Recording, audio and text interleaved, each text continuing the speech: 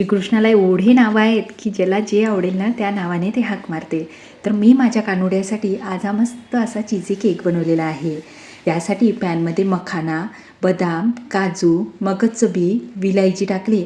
आता जे तुमच्या घरात ड्रायफ्रूट्स असतील ना ते सगळे टाकले ना तरी चालेल आणि याचं सगळ्याचं प्रमाण तुम्ही कमी जास्त करू शकता.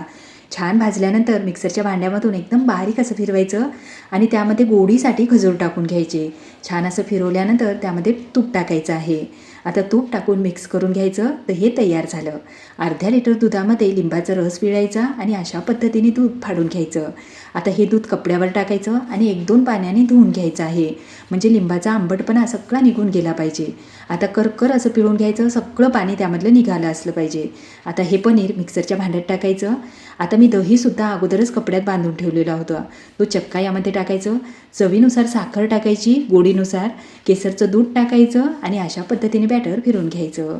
आता तयार पावडर त्यामध्ये टाकायचं, प्रेस करायचं आणि वरून जे बॅटर आपण तयार करून ठेवलं की नाही ते टाकायचं आहे.